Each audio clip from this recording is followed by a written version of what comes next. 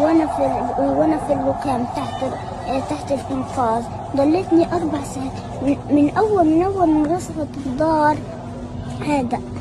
هذا في ملاك اجى ضوالي ضل يضويلي مع حين ما سمعت صوت المنقذين. اجوا لفيت وجهي عشان اشوفهم، لأن من اول ما لفيت رجعت طلعت عليه ما لقيتوش، اختفى.